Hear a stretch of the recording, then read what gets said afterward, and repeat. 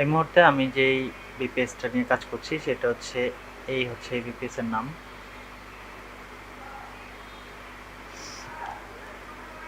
এখানে আমি IP address পাচ্ছি। আমি যদি এখানে ম্যানেজে ক্লিক করি তাহলে দেখতে পাবো CPU usage, memory usage, disk space, storage, everything. এখানে দেখার বিষয় হচ্ছে এটার আইপি অ্যাড্রেস এখানেও আছে, এটার ইউজার নেম আছে, এসএসএইচ ইউজার নেম অ্যাকচুয়ালি। আর বিপিএস এর একদিন আগে এটা পারচেস করা হয়েছে, এর জন্য আপ টাইম একদিন 2 ঘন্টা। ওকে, ক্লায়েন্ট যখন আমাদেরকে বিপিএস এর অ্যাক্সেস দেয়, বিপিএস এর কিছু কিছু জিনিস আমরা করতে পারি। এর মধ্যে একটা হচ্ছে রুট পাসওয়ার্ড চেঞ্জ করার অপশন আছে এখানে। বিপিএসটা যে কোনো সময় যদি হ্যাং করে বা কোনো একটা প্রবলেমে পড়ে তখন আমরা চাইলেই রিবুট করতে পারি। এখানে একটা টার্মিনাল আছে, এখানে টার্মিনালে যদি আমি ক্লিক করি তাহলে আমাদের যেই এসএসএইচ ক্লায়েন্ট এটার সাথে সে কানেক্ট করে আমাদেরকে বিপিএস এর ইউজার নেম আর পাসওয়ার্ড দিতে বলবে। আমি সম্ভবত এই টার্মিনাল থেকে হোস্টিং কানেক্ট করব না, আমি সাধারণত এখান থেকে সরে যাচ্ছি। আমি এটা দেখালাম, এই জন্য এখানেও আমরা বিপিএস এ কানেক্ট করতে পারি। আর আমরা চাইলে এখানে লিখতে পারি সিএমডি লিখলে কমান্ড প্রম্পট ওপেন হবে। কমান্ড প্রম্পটের মধ্যে আমরা কাজ করতে পারি, অথবা আমরা সরাসরি যে কোনো টার্মিনালেও কাজ করতে পারি। এই মুহূর্তে তোমরা দেখতে পাচ্ছ এখানে লেখা আছে রুট অ্যাক্সেসের জন্য এটা আমাকে কপি করতে হবে। আমি কপি করে নিলাম, এখানে পেস্ট করে দিলাম। পেস্ট করার পর আমাকে ওয়েট ও আস্ক করছে আমি কি নতুন করে কানেক্ট করছি, এই জন্য আমাকে ফিঙ্গারপ্রিন্ট দিতে হবে। আমি ইয়েস দিচ্ছি। ফিঙ্গারপ্রিন্ট বলতে আসলে এটা একটা এনশিওর করার জন্য আমার কাছ থেকে একটা অথরাইজেশন নিচ্ছে। এখানে আমাকে পাসওয়ার্ড দিতে হবে। এই ক্লায়েন্টের পাসওয়ার্ডটা আমি কিছুক্ষণ আগে তৈরি করেছিলাম, আমি পাসওয়ার্ডটা পেস্ট করে দিলাম। এটা আসলে পাসওয়ার্ড এখানে দেখা যাবে না, আমি এন্টার দিচ্ছি, পাসওয়ার্ডটা কানেক্ট হয়ে গেল। এখানে মনে রাখা ভালো, আমি পরবর্তীতে আরেকটা ভিডিওতে কিভাবে টার্মিনালের মাধ্যমে আমরা আমাদের উইন্ডোজের যাবতীয় কাজ করতে পারি সেই বিষয়গুলো আমি তোমাদেরকে দেখাবো। এখন এটা আমি টার্মিনালটা হিজিবিজি হয়ে গেছে, আমি চাইলে ক্লিয়ার করতে পারি। ক্লিয়ার করে দিলাম। ক্লিয়ারের জন্য লিখতে হবে ক্লিয়ার, CLEAR, ক্লিয়ার। ক্লিয়ার হয়ে গেল। এখন আমি দেখো আমি রুটে আছি। এখন টার্মিনালের কিছু কমান্ড আছে, এর মধ্যে একটা কমান্ড হচ্ছে ls দিলে আমি দেখতে পাচ্ছি এটা একটা সম্পূর্ণ নতুন একটা বিপিএস। এর জন্য আমি এখন যেই জায়গায় আছি সেখানে আমার কোনো কিছু নাই, কোনো ফোল্ডার নাই, কিচ্ছু নাই। ls মানে হচ্ছে লিস্ট। আমি এখন কিছু আপডেট করব, যেহেতু নতুন একটা সার্ভার, নতুন একটা অপারেটিং সিস্টেম এখানে ইনস্টল করা আছে, এই জন্য প্রথমে আপডেট করব।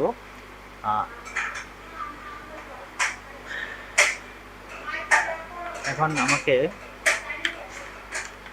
সুপার ইউজারের মাধ্যমে এপিটি হচ্ছে প্যাকেজ ম্যানেজার, আমি আপডেট করে নিচ্ছি। কত কত প্যাকেজ আপডেট করছে, অনেকটা বিষয়টা এটা অনেকটা npm এর মতো। এপিটি হচ্ছে মনে করো একটা npm প্যাকেজ ম্যানেজারের মতোই।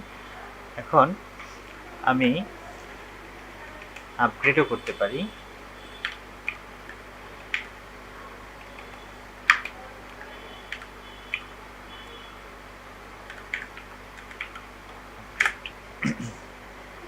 আমাকে আস্ক করছে আমি কি আসলেই আপগ্রেড করব কি করব না। আমি আপগ্রেড করতেই তো চাচ্ছি, এই জন্য ইয়েস লিখলাম। প্রগ্রেস না, আপডেট হয়ে গেল। আমি এখানে একটা ফায়ারওয়াল এনেবল করব।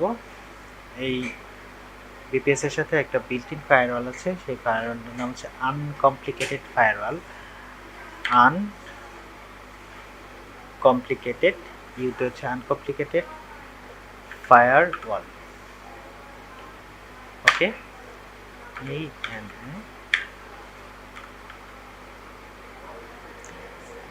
আনকমপ্লিকেটেড ফায়ারওয়াল এনেবল করলাম। এখন প্রবলেম হচ্ছে কি প্রবলেমটা আসে আমি একটু চেক করব। আপাতত আমি এন্টার চেপে দিচ্ছি। Command may disrupt existing SSS connection, press with operation. Okay, আমি এন্টার দিচ্ছি। Firewall is activated. আমি আবার ক্লিয়ার করে নিচ্ছি। ফায়ারওয়াল এনেবল হয়ে গেছে। এখন মনে রাখতে হবে ফায়ারওয়াল যদি এনেবল হয় আমাকে বাই ডিফল্ট আমাকে একটা পোর্টকে অ্যালাউ করে রাখতে হবে, না হলে আমি যদি এই সেশন থেকে বের হয়ে যাই তাহলে আমি আর কখনো এই সেশনে এই বিপিএসে আর জয়েন করতে পারবো না। এই জন্য আমাকে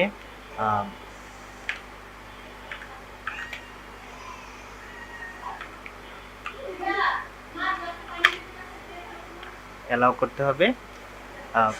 ইউএফডব্লিউ মানে হচ্ছে আনকমপ্লিকেটেড ফায়ারওয়াল, আর আনকমপ্লিকেটেড ফায়ারওয়ালকে নির্দেশ দেওয়া হচ্ছে অ্যালাউ পোর্ট নাম্বার 22।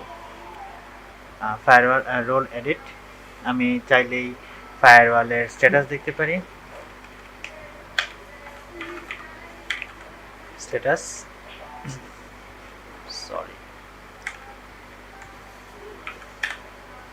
স্ট্যাটাস দেখাচ্ছে আমি এনিওয়্যার থেকে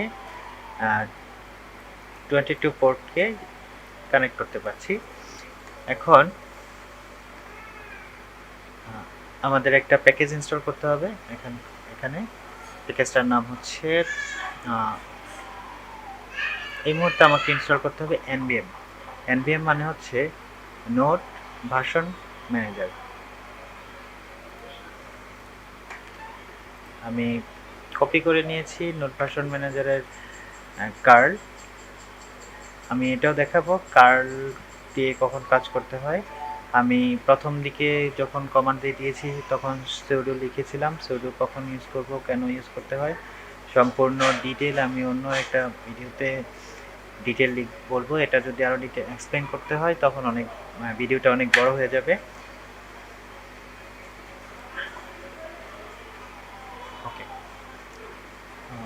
নোড ভার্সন ম্যানেজার ইনস্টল হয়ে গেছে। আমি এখন চেক করব nvm-v nvm ভার্সন ম্যানেজারটা ইনস্টল হয়েছে কিনা। এখন এই মুহূর্তে আমাকে বলছে ভার্সন ম্যানেজারটা ইনস্টল হয় নাই, কারণ প্রবলেমটা হচ্ছে যে কোনো সময় আমার এই সেশন থেকে আমাকে বের হয়ে আবার সেশনে ঢুকলে আমি দেখতে পারবো এটা আসলে কানেক্ট হয়েছে। তাহলে আমি এই মুহূর্তে এটা স্টপ করে দিচ্ছি। আমি এটা কপি করে নিলাম। কমান্ড প্রম্পটটা ওপেন হয়ে গেছে।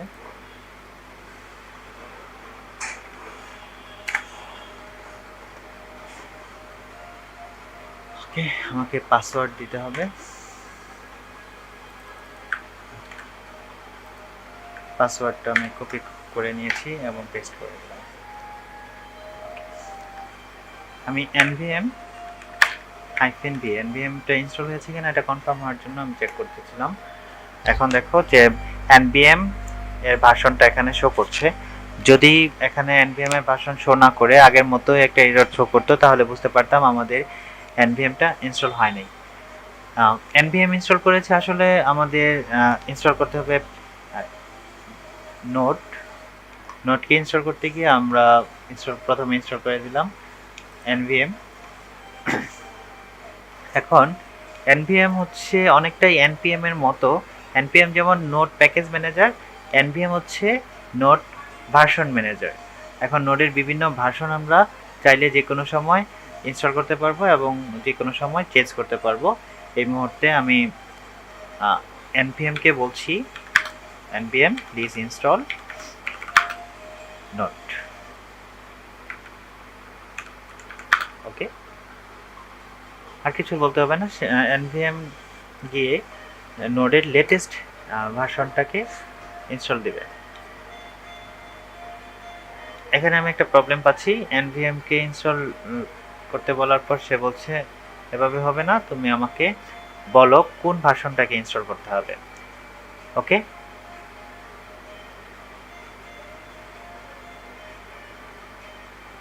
তাহলে আমি বলবো node npm please install LTS latest long term ভার্সনটাকে ইনস্টল করব। তো npm -LTS।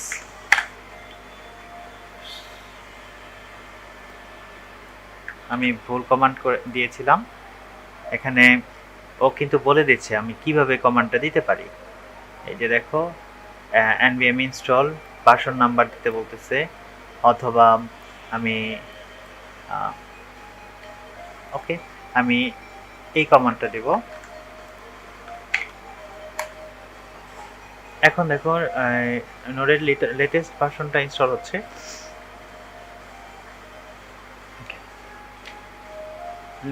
নোডের লেটেস্ট LTS ভার্সন হচ্ছে 24.11.0। এখন আমি আবার চেক করতে পারি নোডটা ইনস্টল হয়েছে কিনা। তাহলে নোড -v দেখি নোড ভার্সন নোড ইনস্টল হয়ে গেছে। আমরা আবার চেক করতে পারি, নোডের সাথে আমরা জানি npm ও বিল্ট ইন ইনস্টল হয়। হ্যাঁ, npm এবং নোড দুইটাই ইনস্টল হয়ে গেছে। আমরা চাইলে এই npm এর মাধ্যমে আমরা কতগুলো নোডের ভার্সন ইনস্টল করেছি সেটাও আমরা দেখতে পারবো। আমরা যদি npm লিস্ট দেই তাহলে দেখতে পাচ্ছি এই মুহূর্তে আমি ইনস্টল করেছি এই ভার্সনটা, এবং এটা হচ্ছে ডিফল্ট ভার্সন এটা। আর বাকি যে ভার্সনগুলো আছে এগুলো এই দেখো এক একটা ভার্সনের এক একটা নাম আছে, আর্গন, বোরন, কার্বন, এই যে হচ্ছে ডেভেনিয়াম, বিভিন্ন মৌলের নাম অনুসারে এই নোডের নাম ভার্সনগুলোর নামকরণ করা হচ্ছে। ওকে, এই মুহূর্তে আমাদের 24 ইনস্টল হয়ে গেছে। আমাদের পরের করণীয় হচ্ছে গিটটাকে আমরা ইনস্টল করব। পরের স্টেপ আমরা দেখো আমরা একটা কাজ করি ls দিয়ে। আমরা বলেছিলাম ls মানে হচ্ছে লিস্ট, al চেক করে এই আইকনটা দিচ্ছি, দিয়ে আমরা চেক করছি .ssh নামে কোথাও কিছু আছে কিনা। ওকে, দেখো এই আমাদের এখানে একটা অথরাইজেশন কি সেভ করবে, এটার মানে হচ্ছে আমরা এটা পরে এক্সপ্লেন করব কোনো নেক্সট কোনো একটা মডিউলে। টোটাল 8টা পাওয়া গেছে, 9টা তো হওয়ার কথা। এখন আমি SSH কি জেনারেশন করব। এখানে দেখো বলে রাখা ভালো, আমি SSH কিজেন দিয়ে RSA এবং পোর্ট নাম্বার উল্লেখ করে কোন ইউজারের মাধ্যমে দিচ্ছি। আমি এখন আমার ইমেল অ্যাড্রেসটা দিচ্ছি, যেই গিটহাবের যেই ইমেল অ্যাড্রেসটা আমরা ইউজ করব, আমরা অথবা যেই রিপোজিটরিটা থেকে আমরা ক্লোন করব সেই রিপোজিটরির ইমেল অ্যাড্রেস এখানে দিতে হবে। এই মুহূর্তে আমার কাছে আমার নিজের ইমেল ছাড়া আর কোনো অপশন নেই, তাহলে আমার নিজের ইমেল দিয়েই কাজটা করি। ওকে, জেনারেটিং পাবলিক কি RSS কি পেয়ার আমাকে জিজ্ঞেস করছে কোথায় আমি এটা সেভ করব, এবং বাই ডিফল্ট আমাকে একটা লিঙ্ক দিয়ে দিয়েছে এই ফোল্ডারে আমি সেভ করব কিনা। আমি যদি এখানে কোনো কিছু না লিখি তাহলে বাই ডিফল্ট এই root dot slash ssh slash id underscore rs এর মধ্যে সেভ হয়ে যাবে।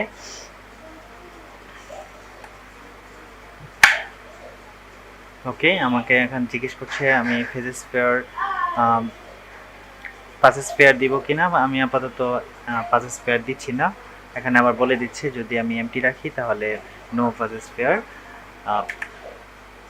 আমি পাসেস পেয়ার আগের বার দিইনি, এখানেও দিচ্ছি না। আর এটা ক্রিয়েট হয়ে গিয়েছে এরকম একটা 7256 নামে একটা আইডি ক্রিয়েট হয়েছে। আমি চাইলে এটা এভেল করব। এটা হচ্ছে এই পিআইডির মাধ্যমে কানেক্ট হয়েছে। আমি এখন আমি একটু এই ফোল্ডারটাতে যাই, সিডি। আমি চাইলে আমি সরাসরি এখান থেকে কপি করে নিয়েছি। ক্যাট মানে হচ্ছে কোনো একটা কিছুকে আমাকে প্রিন্ট করে দেয়, অনেকটা প্রিন্টের মতো, অনেকটা কনসোল লগের মতো। জাভাস্ক্রিপ্টে কনসোল লগ, সিতে প্রিন্টএফ বা প্রিন্টের মতো, অথবা পিএইচপিতে একো। এটা করলে আমাকে জাস্ট এই যে প্রথমে এইখানে আইডিআরএস এর মধ্যে আমি একটা কি জেনারেট করেছিলাম, এই কিটা আমাকে এখানে শো করছে। দেখতে পাচ্ছ অনেক বড় একটা কি।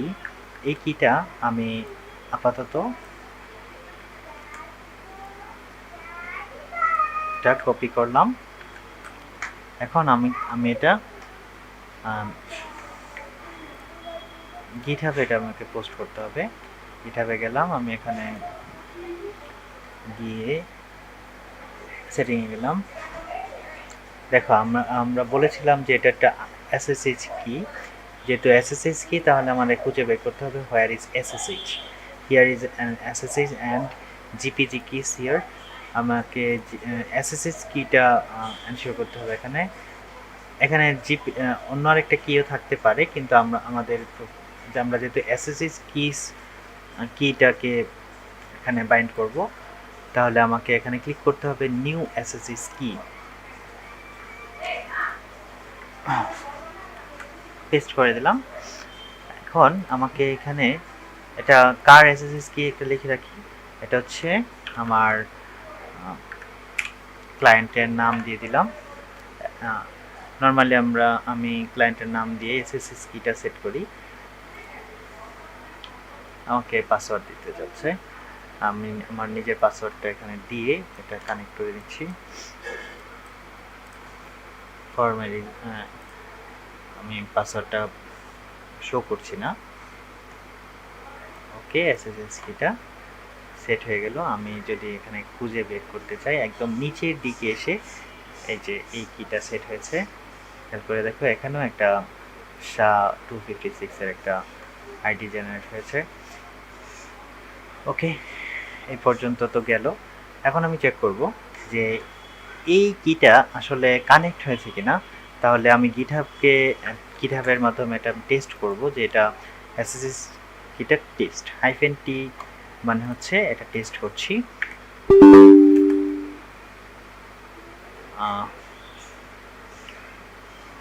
কি বলছে, আমাকে জিজ্ঞেস করছে আবার যে আমি এটা আসলে করতে চাচ্ছি কিনা। আমি কন্টিনিউ করতে চাচ্ছি, আমি ইয়েস লিখব। দেখো, খেয়াল করে দেখো এখানে কোথাও কিন্তু আমি আমার নাম লিখিনি, শুধু আমার ইমেল অ্যাড্রেসটা দিয়েছিলাম। কিন্তু এখানে দেখো আমার গিটহাবের ইউজার নেম দিয়ে দিয়েছে। যদি চেক করতে চাও তাহলে আমরা গিটহাবে গিয়ে দেখতে পারি এটা আমার ইউজার নেম। এখন আমার এটাকে একবার ক্লিয়ার করে দিচ্ছি। এখন আমার কাজ হচ্ছে গিটহাবের সাথে আমার VPS কানেক্ট হয়ে গিয়েছে। আমি গিটহাব ইনস্টল করেছি, নোট ভার্সন ইনস্টল করেছি। এখন আমার কাজ হচ্ছে গিটহাব থেকে আমি যে রিপোজিটরিটা এখানে ক্লোন করতে চাই সেই রিপোজিটরিটা এখানে নিব। আমরা নর্মাল মূলত আমি দেখেছিলাম এখানে কোনো ফোল্ডার নাই, তাই আমি এখন অন্য একটা ফোল্ডারে যাব। এই ফোল্ডারে না, রুটে না। সিডি মানে হচ্ছে চেঞ্জ ডিরেক্টরি। আমি এখন আমার ডিরেক্টরি চেঞ্জ করে এখানে স্ল্যাশ দিব। স্ল্যাশ দেওয়ার কারণ হচ্ছে আমি এখন যেই ডিরেক্টরিতে আছি সেই ডিরেক্টরি থেকে এক স্টেপ উপরে যাব। আমি এভাবেও যেতে পারি, এভাবে গিয়ে যেই ডিরেক্টরিতে আছি এখন যদি আমি এলএস দেই, তোমরা দেখতে পাবে যে আমি এখানে কিছু জিনিস আছে, কিছু ফোল্ডার আছে। এর মধ্যে আমি এই ফোল্ডারটাতে অ্যাক্সেস করব। সিডি এখানে অ্যাক্সেস করলাম। করার পর আমি এখন এখানে চেক করব এখানে কি কি আছে।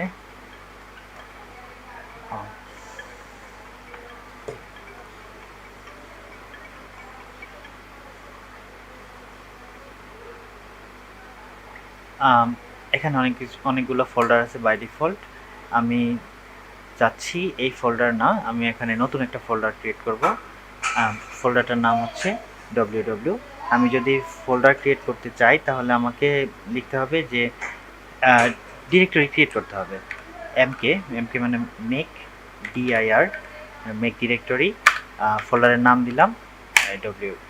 এখন দেখো এই আগের বার কিছুই ছিল না, এখন ls দিলেই এটা চলে আসতেছে। আমরা চাইলে এরকম একটা সরাসরি বলতে পারতাম, এরকম একটা কমান্ডও দিতে পারতাম, তাহলেও হয়তো একদম আগের সেকশনে গিয়ে এরকম দিলেই হয়ে যেত। আমি যেহেতু করে ফেলছি, আমি এখন চেঞ্জ ডিরেক্টরি www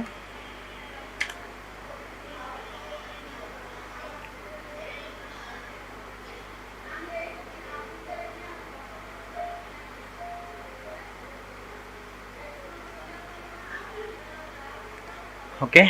এখন আমার কাজ হচ্ছে এই যে আমি এই ডিরেক্টরিটা ক্রিয়েট করেছি, এই ডিরেক্টরিতে আমার যেই রিপোজিটরিটা এখানে ক্লোন করব, জাস্ট খুবই সহজ এবার ক্লোন করা, কারণ আমার কাছে রিপোজিটরি লিঙ্ক আছে। আমরা মূলত রিপোজিটরি থেকে SSHটা নিব। সরি, আমি একটু দেখাই নেই কোনটা আমরা সিলেক্ট করব। আমরা এখান থেকে আমি আবার আমার রিপোজিটরিতে চলে যাচ্ছি। আমি ভেবে নিয়েছিলাম এই রিপোজিটরিটা আমি এখানে ক্লোন করব। তো এখান থেকে এই কোডের আইকনে দেখো একটা বাটন আছে, ড্রপ ডাউন বাটন। এখানে ক্লিক করলে অনেক কিছু আছে, এর মধ্যে HTTPS। নর্মালি আমরা HTTPS দিয়ে ক্লোন করি। আমরা যেহেতু SSH ক্লায়েন্ট দিয়ে SSH ক্রিয়েট করেছিলাম, আমরা এটার মাধ্যমে এই রিপোজিটরিটা ক্লোন করব। তাহলে গিটকে বলি ক্লোন, এটা ওকে, ক্লোন হয়ে গেল। আমরা আবার ls দিলে লিস্ট দেখতে পাবো। এই ফোল্ডারে আমরা তো জানি ক্রিয়েট হয়ে গেছে।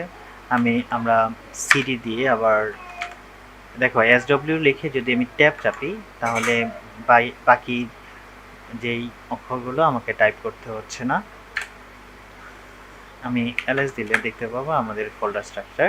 এখানে একটা ফোল্ডার মিসিং আছে, সেই মিসিং ফোল্ডারটাকে আমাকে npm ইনস্টল করলেই মিসিং ফোল্ডারটাও চলে আসবে।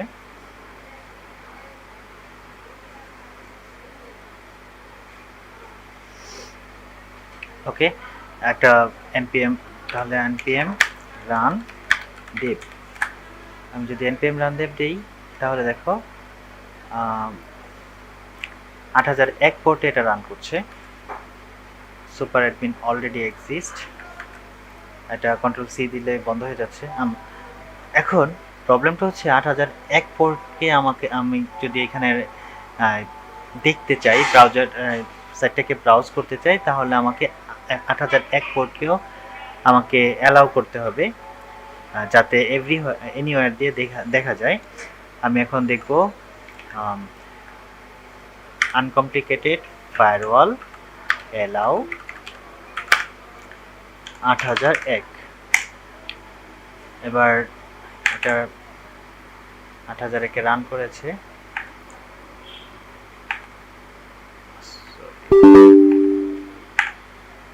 রান দেব দিলাম। এখন আমি যদি আমার কপি করা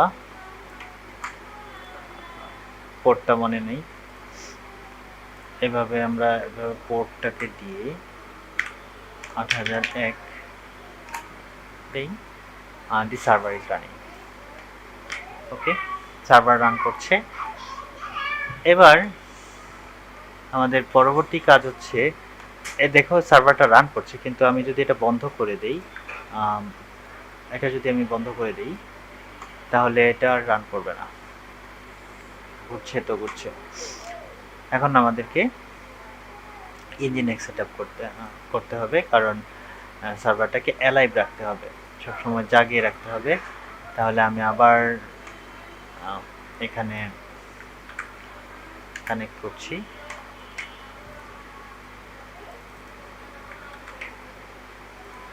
পাসওয়ার্ড দিলাম, ওকে। এখন আমাকে ইঞ্জিনেক্সের সাহায্য নিতে হবে। আমরা ইঞ্জিনেক্সের সাহায্য নিতে হলে ইঞ্জিনেক্স বাই ডিফল্ট টিসিপি পোর্ট 80 এটিকে রান করে।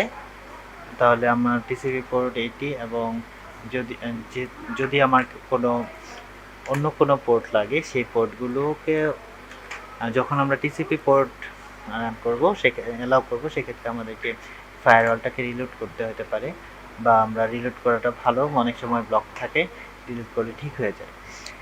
এরপরে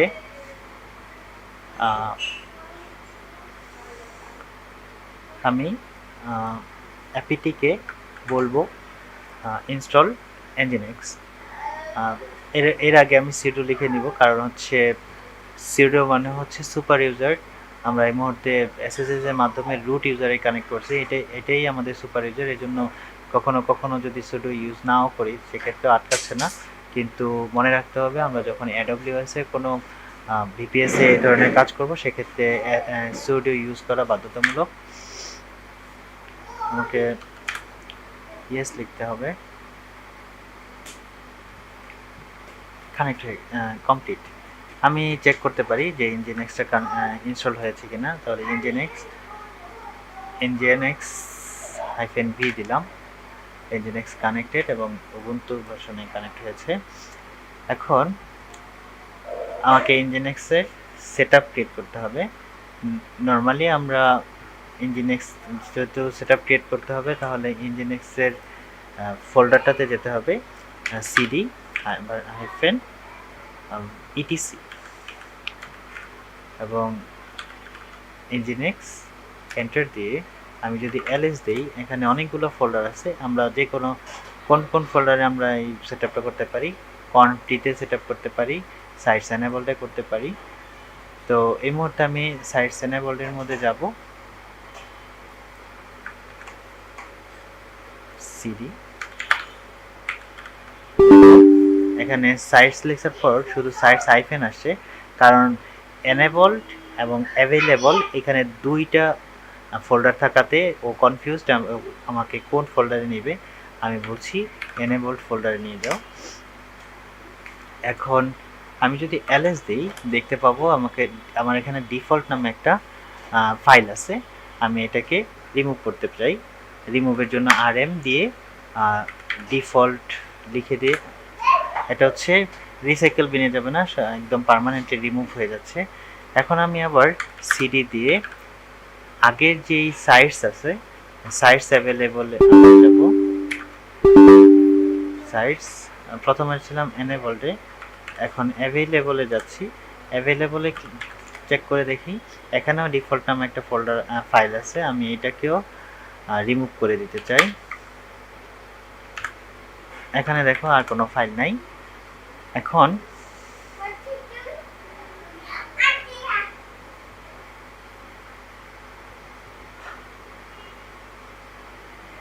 এখন আমাকে একটা ফাইল ক্রিয়েট করতে হবে, যেই ফাইলটা আমার প্রজেক্টকে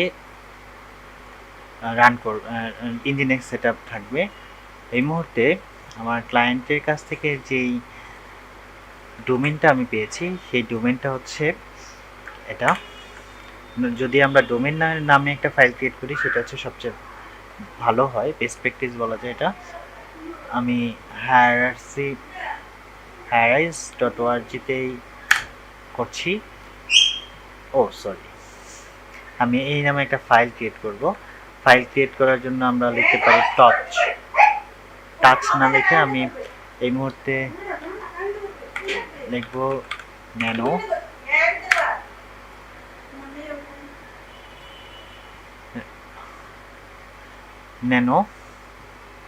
এখানে আমি ইঞ্জিনেক্সের সেটিংটা বসাবো। আমার কাছে সেটিং যেটা আছে আপাতত এটা কপি করে পেস্ট করছি। এখানে মনে রাখতে হবে আমার লোকাল হোস্ট 8000। খেয়াল করে দেখো এটা সকেট আইও দিয়ে করা, কারণ আমার এই সাইটটা, এই ব্যাকএন্ডটা সম্ভবত সকেট আইও দিয়ে করা, এই জন্য আমি এটা সকেট আইওর সেট আপটা রেখেছি। আমরা যদি সকেট আইও না করতাম তাহলে শুধু ওয়েব সকেট হলে এই অংশটার সেটিংটা লাগতো না। আমার লোকাল হোস্ট 8000-এ রান করবে প্রজেক্টটা, আর আমার আউটপুট আসবে এই সার্ভার লোকেশনে। সো আমি এখন এই সার্ভার লোকেশনটা এখানে দিব।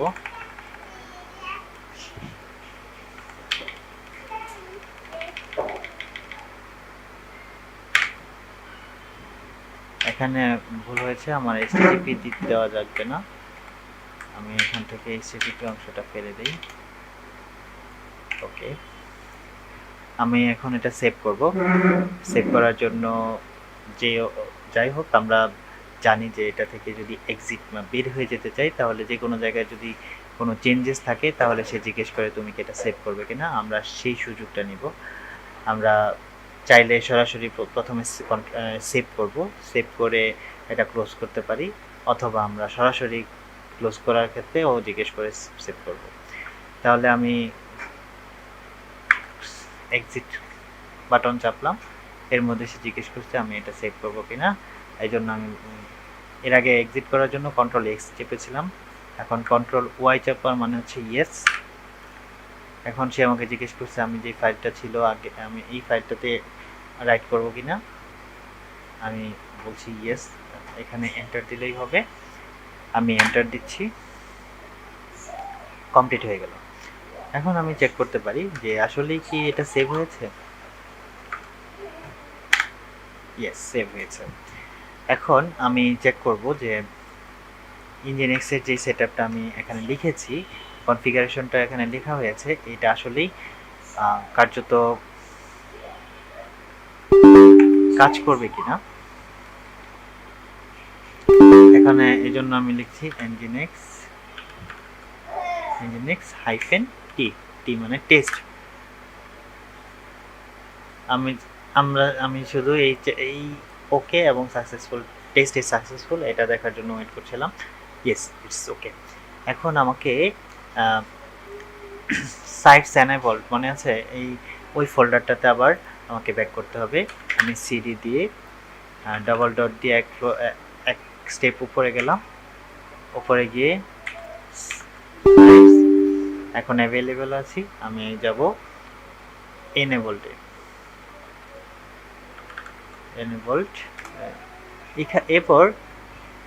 এবার আমার কাজ হচ্ছে আমি যেই ফোল্ডারটা ক্রিয়েট করেছি, কনফিগারেশন ফাইলটা ক্রিয়েট করেছিলাম, এই যে এই ফাইলটাকে আমার এইখানেও সিম্বলিক লিঙ্ক তৈরি করতে হবে। তাহলে আমি লিঙ্ক লিখলাম, লিঙ্ক -s মিন হচ্ছে সিম্বলিক লিঙ্ক। এখন কোথা থেকে আমি এটা সিম্বলিক লিঙ্কটা করব? এক স্টেপ উপরে যাব, তারপর সাইটস, এটা আমি লিখেছিলাম অ্যাভেলেবলে / এই। এখন এর আগে আমি একটু চেক করে নিই আমার এখানে আমি যে ফোল্ডারটাতে এলএসডি এখানে কিছু আছে কিনা, কিচ্ছু নাই। আমি পেস্ট দিলাম, সিম্বলিক লিঙ্ক করছি, এন্টার দিচ্ছি, I don't know what happen. Okay, LSD দেখলাম, দেখো এই ফাইলটা এখানেও লিঙ্ক হয়ে আসছে। ওকে, এখন আমি সিস্টেমকে বলবো যে ইঞ্জিনএক্সটাকে রিস্টার্ট করো। ওকে, ইঞ্জিনএক্স রিস্টার্ট হলো। আমরা চাইলে সিস্টেমকে বলতে পারি ইঞ্জিনএক্সকে বলবো ইঞ্জিনএক্স নিজে রিলোড হও। এখানে দেখো সিগন্যাল প্রসেস স্টার্টেড, এই পর্যন্ত কমপ্লিট। এখন আমার নতুন কাজ শুরু হবে, যে একটা প্রসেস ম্যানেজার লাগবে। এই একটা প্রসেস ম্যানেজার দিয়ে এই আমাদের যে সাইটটা আছে সেই সাইটটাকে বাই ডিফল্ট রান করে রাখার। আমি এখানে আমাদের সিস্টেমে যেহেতু npm আছে, আমি গ্লোবালি npmকে বলছি যে pm2 নামে একটা প্রসেস ম্যানেজার আছে, প্রসেস ম্যানেজারকে ইনস্টল করতে। ওকে, প্রসেস ম্যানেজার ইনস্টলড। এখন আমি আবার দেখো প্রথমবার বলেছিলাম সিডি দিয়ে var /www/swiftnext লিখে এখানে আসলাম। ইনস্টল এই ফোল্ডারে দেখো আমাদের যেই সার্ভারটাকে বিল্ড করতে হবে, npm কে বললাম বিল্ড নামে যেই স্ক্রিপ্ট আছে এটা রান করে দিতে। দেখো বিল্ড স্ক্রিপ্টে কিছুই ছিল না, জাস্ট টিএসসি নামে একটা কমান্ড ছিল, বিল্ড হয়ে গেছে। এখন pm2 কে বলবো যে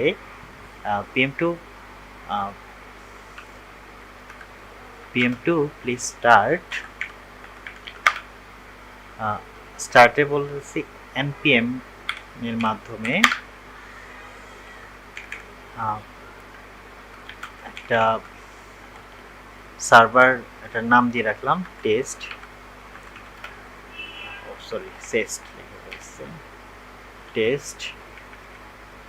টেস্ট নামে এই সার্ভারটাকে